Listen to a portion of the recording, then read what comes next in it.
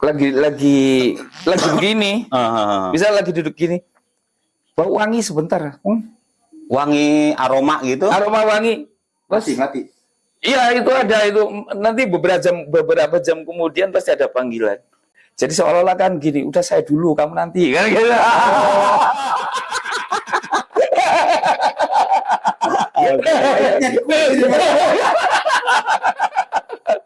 Itu sering terjadi. Jadi, Mas nanti aja katanya. Nggak jadi. Ya udah saya nggak akan masuk ke garasi. Nggak ngambil mobil lah. Enggak, iya. Wah, paling ini disuruh nunggu dulu paling. Itu biasa beberapa jam kemudian. Assalamualaikum warahmatullahi wabarakatuh. Waalaikumsalam warahmatullahi wabarakatuh. Oke, hari ini kita kedapatan piket lagi nih. Piket lagi. Di Ronda dan Dakwah. Mantap. Malam hari ini saya sudah menghadirkan Khairul Yasir. Iya. Khairun Yasir. Khairun bagus, Yasir gampang. Oh, berarti gampang. Gampang gawe bagus. Amin. Ya enak-enak. Dalam seri piket yang kedua ini di Ronda Dakwah, kita akan ngobrol dengan salah satu pekerja atau berprofesi yang sangat mulia, masya Allah. Allah karim. Bisa gitu. Dan semua orang tidak akan bisa menjalani profesi sebagai supir ambulan.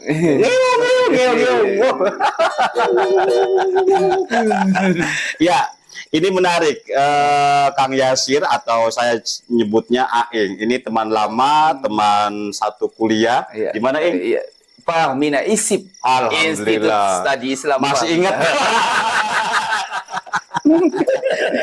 Ini Mas Aing ini berlatar Banser saja nih. Iya. Banser ini. Min Barokatil Banser jadi sarjana. Wih.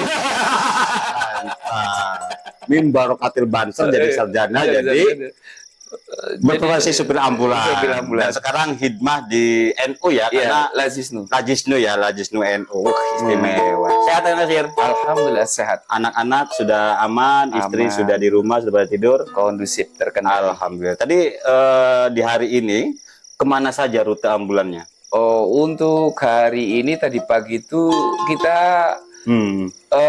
ikut pelatihan safety driving, di mana safety driving. Oke, untuk pengamanan pengemudi. Oke. Jadi bahwa setiap supir ambulan, driver ambulan itu harus memiliki pengetahuan tentang safety driving. Oke. Jadi kita ini nggak asal, walaupun kita dalam undang-undang itu prioritas sebagai kendaraan prioritas, tapi etika di perjalanan itu tetap harus kita gunakan berakhlak di jalanan, berakhlak di jalanan. Oke, Kak Aing, luar biasa.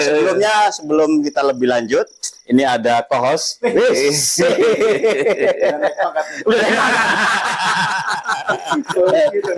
Udah apa ya, wakil RT lah. Ini lagi ronda. Iya. Jadi pangkatnya itu setingkat di bawah Kodim, setingkat di atas Hansip. Ini narasumber pertama di piket kedua langsung jadikan co-host. Oke, Feda, silakan barangkali mau tanya-tanya sama Kak Aing. Ya mungkin kita dengarkan dulu ya perjalanannya ataupun latar belakangnya sebagai driver ambulan gitu.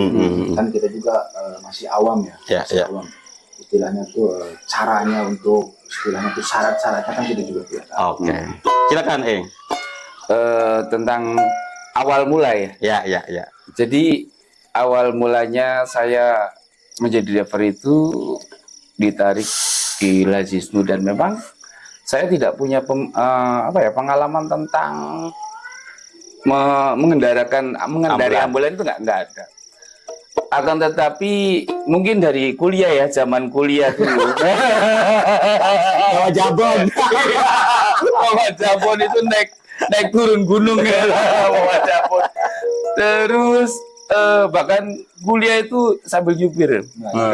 Jadi zaman kuliah itu ya nyupir rektor, ya kan? Nyupir, bahkan nyupir dosen-dosen. Jadi kerjaannya di kampus itu nyupir-nyupir, bahkan sampai saya pernah itu nyupir profesor dari Australia. Iya, itu Profesor Edward Aspinall. Itu selama 1 minggu saya bawa beliau.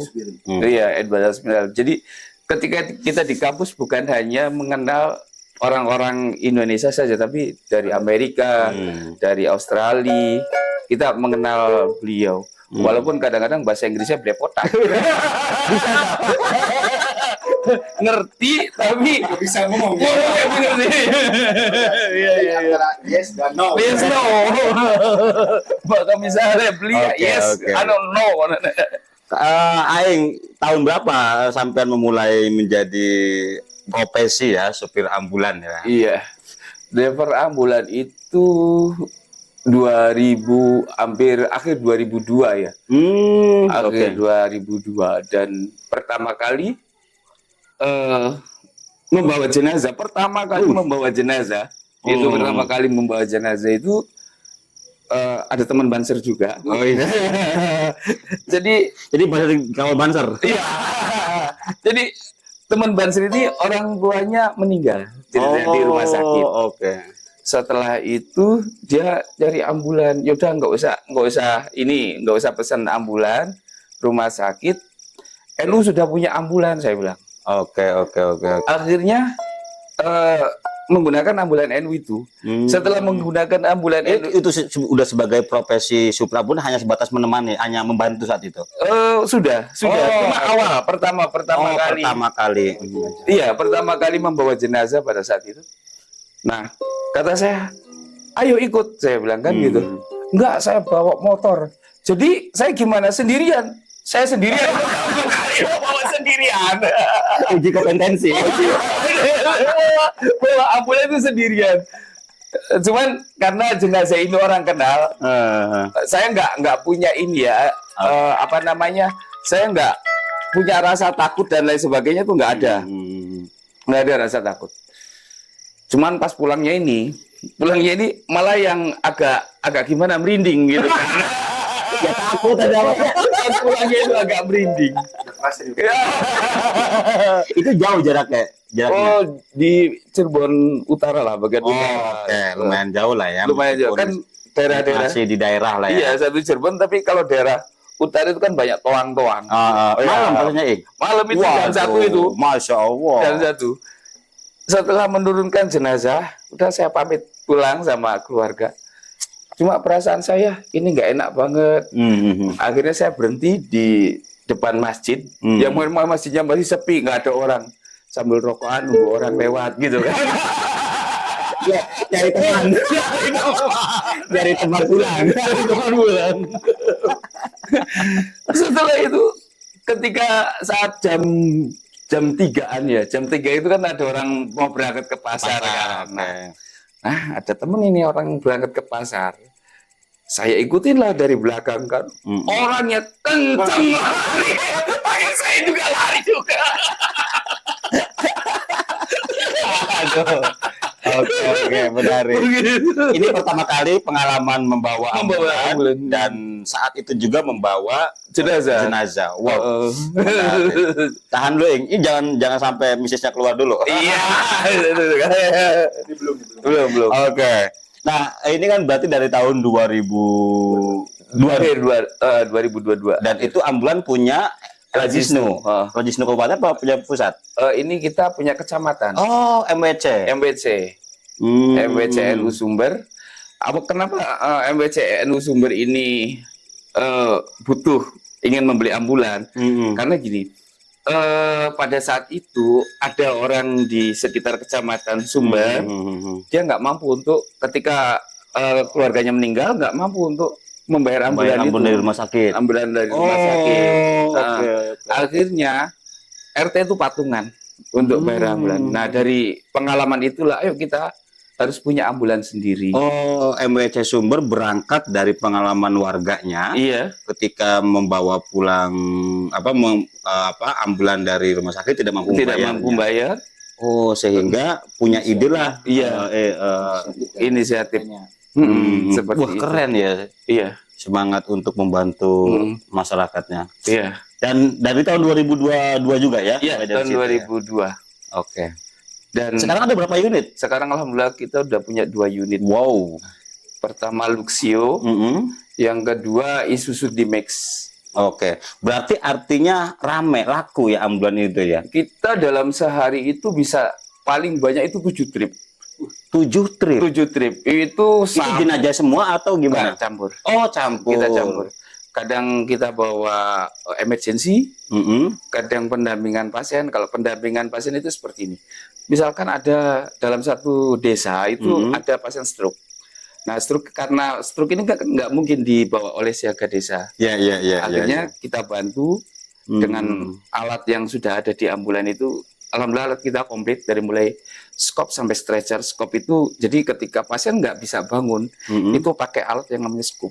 Oh, yang kayak bed tapi dari kayak tandu gitu ya? Persis tandu. Oh, kayak di pramuka bikin tandu. Iya, tandu itu. Cuman kalau di sana kan lebih praktis kalau scoop itu. Akhirnya ketika scoop sudah masuk, ini bisa si pasien ini bisa diangkat ke stretcher. Stretcher itu kalau bahasa ininya kayak troli. Oh, iya. Ambulan-ambulan di rumah sakit ya. Di rumah sakit. Oh, oke. Artinya bukan hanya ngelayanin jenazah ya, tapi emergency, pasien ke rumah sakit, dan itu wilayah sekitar Sumber atau umum, masyarakat umum? Umum, karena untuk Kabupaten Cirebon sendiri itu baru 2 unit, dan alhamdulillah sekarang nambah unit Banser. Banser kemarin udah punya kemarin. Banser alhamdulillah Banser sudah punya unit, dan kita artinya bisa bagi. Kalau misalkan biasanya saya double job atau 2 unit saya keluar, itu kalau sebelum adanya unit Banser maka saya akan berbagi dengan unit-unit dari lembaga lain. Oh, oke. Bukan hanya MWCNU Sumber yang punya ambulan, tapi ada beberapa lembaga. Artinya berjejaring ya, asosiasi ambulan-ambulan gitu ya. Dan itu harus. Dan itu harus punya jejaring-jejaring itu harus, karena bagaimanapun juga kadang dalam waktu yang sama itu ada 3 permintaan. Oh, untuk mengatasi permintaan dalam waktu yang sama itu. Iya, maka kita butuh partner-partner yang lain. Jadi setiap ambulan yang ada di Cirebon itu kita jadikan sebagai partner mitra. Oke. Untuk mengatasi kalau misalnya ada permintaan banyak sehingga bisa teratasi, diatasi, dilayani ya. Oke. Dan itu isinya juga ambulan sosial semua. Itu artinya kan mandiri ya, Ing? Iya, bukan mandiri. Dari ada intervensi pemerintah atau rumah sakit apa nggak ada itu. Artinya bahwa Lazisnu itu yang sekarang kita garap di MWCNU Sumber pure bahwa kita melakukan kerja-kerja sosial kerja-kerja sosial tanpa adanya intervensi dari manapun. Akan tetapi dalam kantor, dalam lingkup Lazisnu sendiri ada aturan-aturan tersendiri. Ya, oke. Wih, keren nih Lazisnu Sumber. Istimewa. Oke, hari ini 3 pelayanan, 3 unit, 3 kali. Kalau misalkan hari ini karena tadi pagi itu kita ada pelatihan safety driving, dan memang safety driving kita tuh biasanya upgrade. Kalau di Saganu, saya juga salah satu pengurus Saganu di Jawa Barat. Saganu itu apa? Siaga Ambulan NU. Oh, Saganu Siaga. Oh, ada asosiasi. Ada komunitasnya juga Siaga Ambulan NU. Itu dari DKI, Jabar dan Banten itu jadi satu. Dan kita setiap tahun tuh upgrade pengetahuan. Oke. Jadi di ambulan ini kita harus tahu BHD. BHD itu bantuan hidup dasar. Jadi BHD bantuan hidup dasar. Jadi ketika ada pasien yang memang henti detak jantung, itu kita harus melakukan BHD. Harus punya skill itu. Iya, harus punya skill itu. Oke. Minimalnya satu orang punya skill itu sehingga bisa mengkoordinasikan orang-orang yang lain untuk membantu. Gitu. Jadi misalkan nih kita bawa pasien henti napas atau henti detak jantung. kita harus melakukan BHD. Caranya orang lain minta bantuan ke nakes, tenaga kesehatan, dan kita melakukan RGP dengan disaksikan orang. Karena gini, kalau misalkan ada laka lantas langsung kita menangani sendiri, itu khawatir menjadi fitnah. Menjadi fitnah. Kalau misalkan itu ada 2 orang atau 3 orang, minimal hari ini kan ada HP. HP ini kita rekam bahwa orang itu korban kecelakaan, kita rekam. Terus kita rekam, kita ngomong di situ bahwa ini adalah korban kecelakaan, saya akan membantu korban ini. Untuk menjadi bukti. Jadi kita menolong orang juga tidak bisa asal menolong ya. Tapi ada SOP. Iya, ada SOP-nya. Penanganan, pelayanan gitu. itu, Pak. Oke, menarik ya. Ternyata nggak semudah yang saya bayangkan sopir ambulans. Saya kira hanya bawa mobil, nyamperin ke rumah sakit atau ke rumah duka atau kemana gitu. Ternyata banyak SOP ada. Dan pengetahuan. Ente luar biasa ya. Wih. Tapi ini juga gini. Kenapa sih saya sadar bahwa saya adalah profesinya driver ambulan, supir ambulan. Maka yang perlu kita gali adalah, karena kan tahu sendiri kita awam ya tentang itu. Iya. Yang tahu hanya ngawal kiai. Jadi gini, saya bagaimana caranya bahwa nggak mungkin ini nggak ada ilmunya, pasti ada ilmunya. Awal mula ada teman dari Sedekah Rombongan, dan saya Sedekah Rombongan itu banyak membantu saya tentang kajian-kajian. Sorry. Sedekah Rombongan itu apa? Lembaga.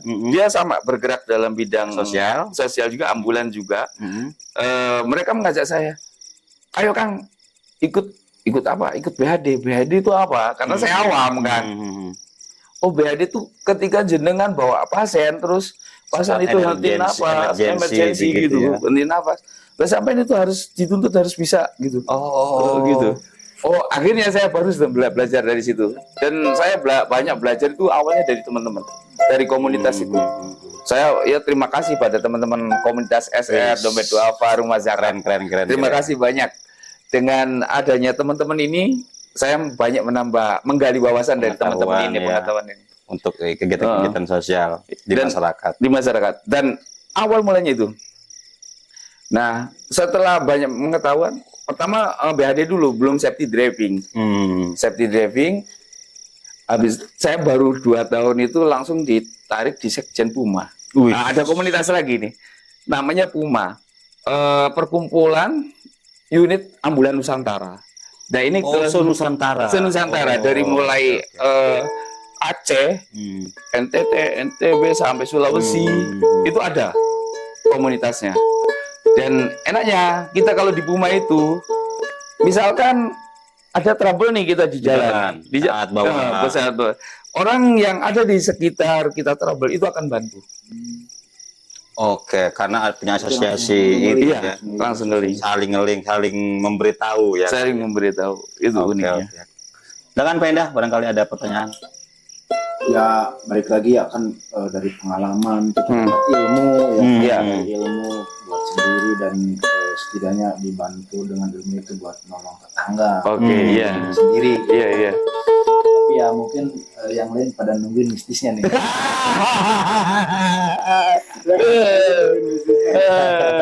Iya. Pengalaman pertama merasakan merinding. Ya. Mungkin itu yang ditunggu kan? Oke, ya.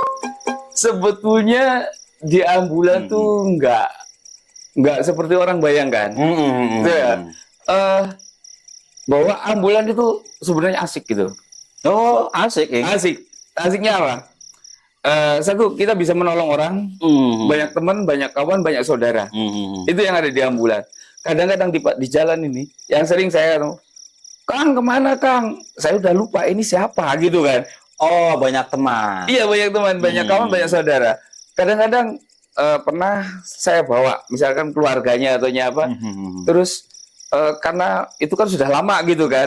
Terus ketika di jalan, Kang, mau kemana Kang? Sering orang menyapa Kang gitu. Oh, mau ke depan. Cuma dalam pikiran itu siapa? Itu sering seperti itu. Nah, kalau misalkan masalah mistis, mungkin bahwa semuanya ada isyarah, semuanya ada isyarat. Syarat-syarat ya. Ada isyarat, ada tanda-tanda, tanda alamat. Biasanya kalau misalkan kita ini alamat mistis ya. Kalau yang nggak tahu apa ya, kadang-kadang kalau dibilang mistis, kadang-kadang ada. Saya merasakan itu, mitos gitu kan. Tapi kadang-kadang ada. Misalkan gini, lagi begini, misal lagi duduk gini, bau wangi sebentar, wangi aroma gitu, aroma wangi, mati. Iya itu ada itu, nanti beberapa jam kemudian pasti ada panggilan. Oh, itu tanda-tanda mungkin akan bawa mayat, bau jenazah, gitu. Iya khusus jenazah, bukan orang atau gini, ada orang manggil, kok nggak jadi gitu kan? Ya udah, saya nggak akan masuk ke garasi lagi. Mobil udah nongkrong, beberapa jam kemudian pasti ada yang manggil. Jadi seolah-olah kan gini, udah saya dulu, kamu nanti kan gitu.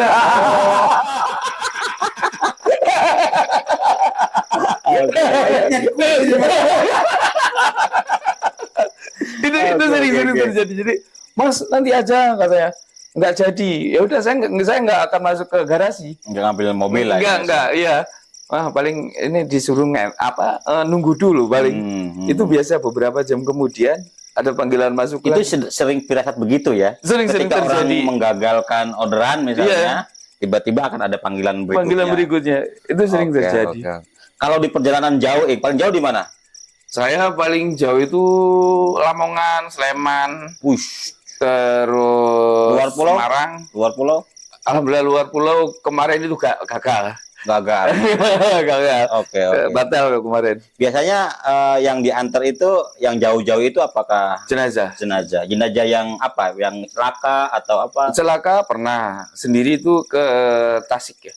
Sendirian. Itu laka lantas di tol apa namanya? Cipali. Iya, Cipali. Di Cipali itu jadi ada mobil kirim paket. Mungkin karena dia ngejar waktu kan, paket itu biasanya ngejar waktu. Ambil kiri ada truk berhenti, hantam jebret. Itu sampai gepeng itu orang. Dan ente sendirian antar jenazah ke Tasik itu? Iya. Oke. Rasanya gimana ya? Abis gini. Kopi dulu. Siap. Ini yang pahit. Oh, ini yang manis. Ya, Pak Endah. Tapi udah tak minum loh. Ya nggak apa-apa udah. Barokah ya? Barokah banser. Orangnya di perambulan. Sih, banser dulu.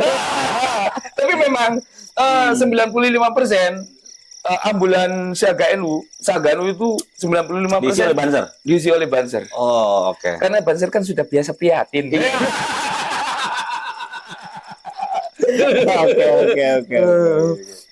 Oke, lanjut soal pengalaman Tasik gimana tuh bawa jenazah? Dari Tasik, karena waktu itu kan udah continue ya kita.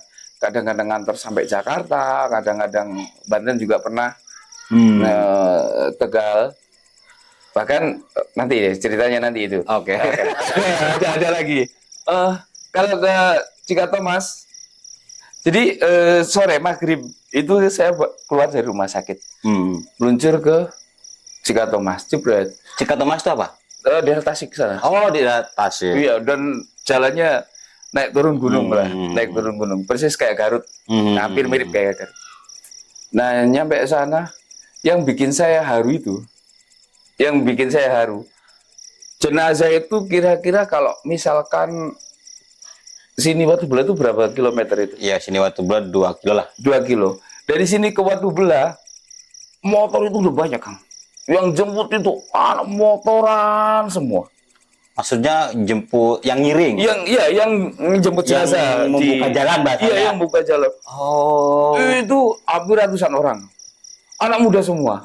Jadi ternyata almarhumah, ini perempuan. Almarhumah itu, dia banyak kawannya di daerah situ. Sebelum supir paket, dia itu jadi supir truk. Perempuan. Wih, menarik. Perempuan. Dan ya alhamdulillah sampai sana. Jadi saya tuh kayak inget kalau nyupiri kiai besar di sebuah acara itu banser-banser kan kanan Awal kiri gitu gitu, ya, buka jalan lah ya. Iya, buka jalan persis kayak gitu. Tapi itu motor semua. Itu yang bikin saya terharu pas pertama kali bawa jenazah. Nah, ketika pulang Tasik itu longsor. Jebret. Akhirnya waduh mau ambil arah waduh kabut. Turun kabut. Mau nggak mau akhirnya tol. Sebenarnya nggak ada istilah mistis sebetulnya. Biasa tuh Kang. Biasa. Jadi sebenarnya nggak tahu ya, yang mungkin ya teman-teman sih ada cerita gini. Tapi saat itu katanya laka lantas gini. Alhamdulillah. Pada praktik di lapangan ya aman aja gitu ya. Jadi gini, ketika kita memberikan energi positif maka akan kembali pada kita energi positif itu. Oke. Itu yang paling penting di saat di lapangan. Jadi gini, ketika misalkan maaf nih, laka lantas, kadang masih ada darah, iya kan? Jangan pernah menganggap bahwa orang itu adalah orang lain. Anggap itu saudara sendiri, maka psikologinya akan berbeda. Kita akan lebih berani membangun branding positif itu. Positif, iya. Jangan pernah sekali-kali menganggap pasien itu orang lain. Anggap pasien itu saudara sendiri. Jadi pasien dalam kondisi apapun kita akan berani. Jadi PD-nya muncul, keberaniannya muncul. Oke. Itu menarik ya. Iya. Jadi kalau ada laka melihat pasien atau melihat jenazah, jangan anggap itu orang lain. Orang lain, jangan tapi pernah. anggap aja itu saudara kita sendiri. Saudara, keluarga gitu ya. Iya. Itu untuk membangun, memberikan energi positif pada yang lain, maka akan berbalik positif pada kita. Gitu. Oke. Jadi ya selama ini kata orang ini tuh, alhamdulillah ketika kita memberikan sesuatu itu energi positif, maka akan berbalik positif. Oke. Ini saya kira pembelajaran penting nih bagi. Saya kira kan bukan hanya di ambulan saja. Bukan, semuanya. Di kehidupan itu kita harus membangun energi positif. Positif itu. Energi positif. Jadi sengerinya orang kayak apa melihat sesuatu yang kadang-kadang bikin kepala pusing. Apalah. Ketika kita tanamkan, ini saudara saya, ini keluarga saya. Hilang itu semuanya. Yang ada adalah tanggung jawab. Tapi itu kan butuh proses membangun situasi positif itu. Ya, dan itu belajar. Jadi gini. Kan jam terbang tinggi kan? Enggak juga. Oh. Jadi gini, ada teman Ansor. Teman Ansor ikut. Wah, gabut nih katanya, pengen ikut. Kamu mau ikut jadi CO? Nggak apa-apa. Berani saya bilang gitu. Jadi kalau misalkan di pilot itu kan kopilot. Ya. Kalau misalkan di ambulan ada co-driver. Kalau di sini ada co-host. Jadi gini, dia ikut. Setelah ikut sama Laka juga. Cuma itu masih segar. Si jenazahnya masih segar. Setelah itu, kamu jangan dulu. Saya khawatir kalau misalkan dia pertama kali mau berangkat, ikut, takut mabuk juga di mobil dia. Pasti pusing itu. Karena doktrin positif ini, positif tingginya belum masuk. Belum terbangun ya? Belum terbangun. Setelah itu, saya sampai dalam perjalanan perjalanannya sudah sampai rumah duka, saya turunkan. Coba saya cek dia. Berani nggak? Iya, saya turunkan jenazah, saya bawa masuk ke dalam rumah duka. Tolong cek unit. Maksudnya cek unit apa? Dicek yang tempatnya stretcher itu, tatakan stretcher, tolong dicek. Barangkali ada netes atau apa gitu. Iya. Barangkali dari itu netes atau apa, tolong dicek. Saya taruh. Ini jenazah udah, keluarga itu kadang-kadang nggak ini. Keluarga juga kadang-kadang ada yang gimana gitu. Pakai lah ya. Iya. Melihat itu kan pasti pikiran dia tentang. Akhirnya saya gini, Mas, ini saudara jenengan, jangan pernah melihat dia orang lain, anggap tetap ini adalah saudara saya dan itu tanggung jawab jenengan. Itu orang tadinya ini enggak langsung. Karena sudah ini iya saudara saya, ini bagian dari saya. Jadi udah ngangkat itu enak. Oke. Nah, yang cewek itu, co-driver itu, saya balik nyampe situ kan saya biasanya minta backclean. Backclean itu sampai sabun gitu. Iya. Klorin lah istilahnya, klorin untuk membersihkan darah. Tanpa klorin, kalau kita siram langsung pakai air, bisa 1 minggu enggak? Tahan dulu cerita serunya membawa ambulan ini. Ini kan menarik ya, MWC pengurus NU di tingkat kecamatan punya inisiasi mau pengadaan layanan ambulan. Iya.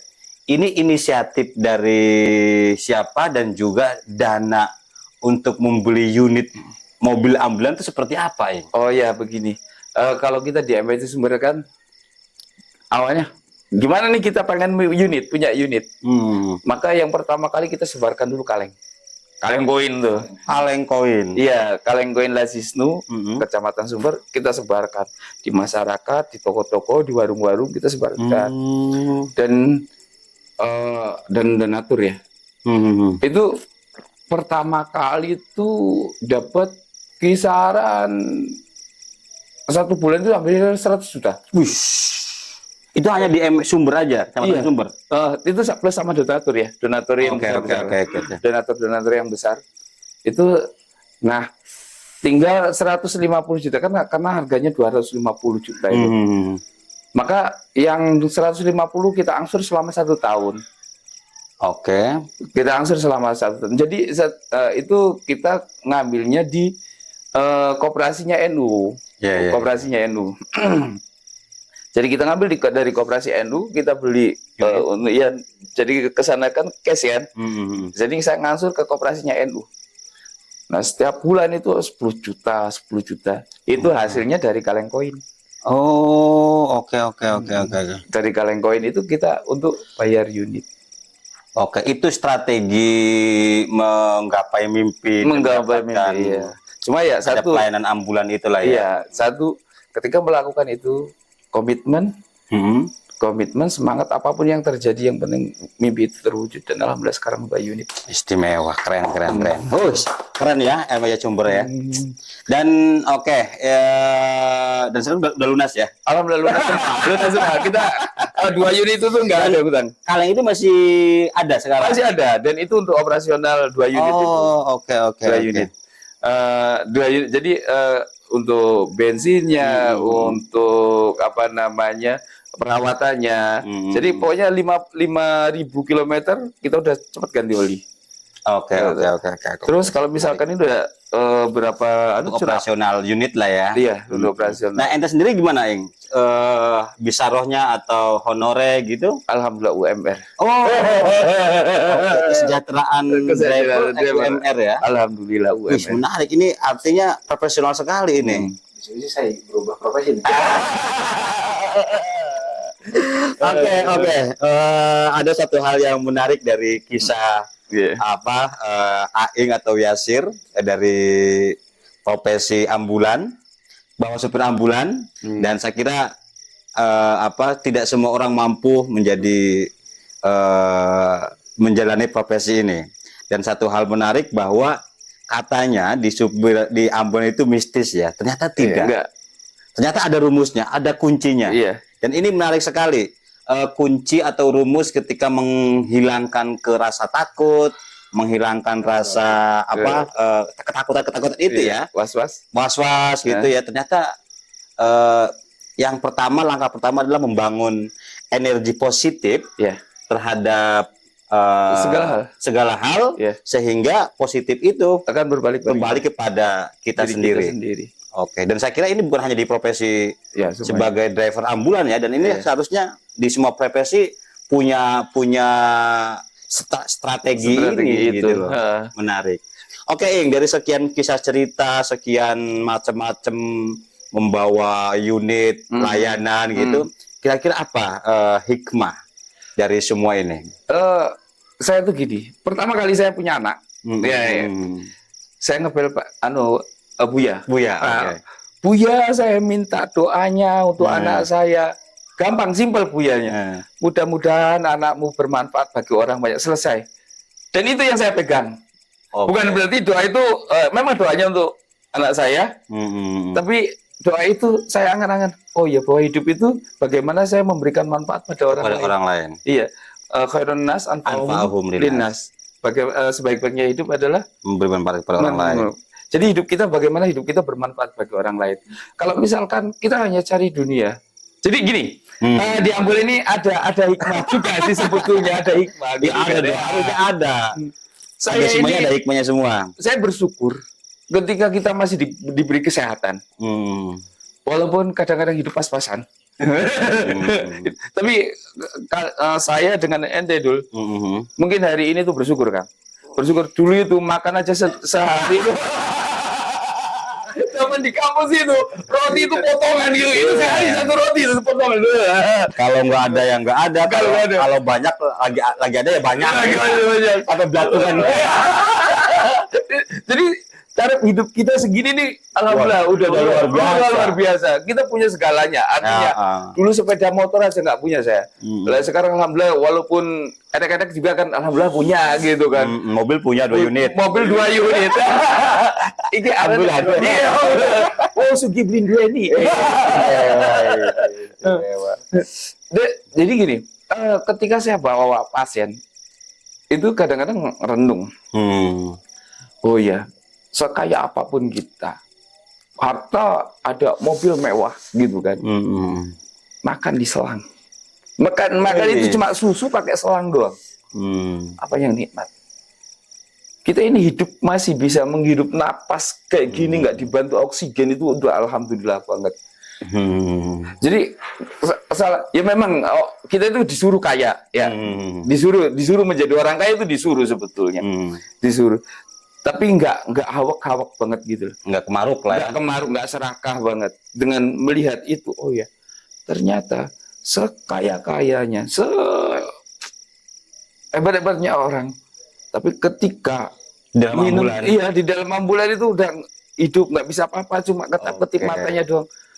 Dan saya merasakan bersyukur di situ. Alhamdulillah saya masih diberi kesehatan kayak gini tuh, saya bersyukur banget dan merasakan bersyukur. Tapi kalau misalkan memang kalau hidup, bahkan dulu dikatakan mahasiswa miskin ya. Soalnya punya SKPN. Dulu mahasiswa miskin. Karena apa? Kita dikatakan miskin. Setiap dosen itu mesti dipalakin. Punya SKPN, mahasiswa miskin. Oke. Tapi ya bersyukur banget untuk hari ini tuh. Ya mudah-mudahan rasa syukur itu nggak akan hilang dari hati kita semua kan gitu. Kita tetap bersyukur walaupun kita ini masih bisa ya ibaratnya beli rokok sebatang kan bisa kan, beli rokok sebatang, masih bisa makan enak, bersyukur anak aman. Bersyukur banget karena apa? Kita masih betul-betul sehat-sehat, itu mahal sekali. Yes, setuju itu. Oke, saya kira ini menarik ya. Ternyata di dalam profesi Aing sebagai driver ambulan, ternyata hikmahnya adalah selalu bersyukur. Karena melihat situasi setiap harinya, melihat orang yang sakit, melihat berbagai macam orang yang ya sakit lah ya, dan sakitnya macam-macam. Lalu mayat, bawa mayat, seolah-olah harta tidak ada gunanya. Nggak ada apa-apa. Sekaya apapun, ketika sudah makan aja harus minum susu dari selang itu. Istimewa. Kita ini udah nikmat banget hidup, bisa oksigen gratis gitu. Tanpa alat bantuan. Ya. Lah mereka pengen apa saja pakai oksigen harus bayar kok. Iya kan? Yes, kita ini gratis. Dan ingat, saya pernah sekali-kalinya nangis bawa jenazah itu, nangis saya. Terus jalan-jalan nangis saya. Kenapa? Karena takut apa? Bukan. Saya dipanggil Kirun. Saya kemarin kemarin bulan puasa itu dari MPC ada yang ngebel dari pesantren Butet. Kang, bawa jenazah kemana? Ke Purwokerto. Oke, siap, saya bilang. Bis itu Kirun ngepel lagi, cepetan ke sini ya, Kirun namanya kan. Kok Kiron, cepetan gitu. Ya, dia nggak bilang kalau nyampe sana, akhirnya saya turun cepet.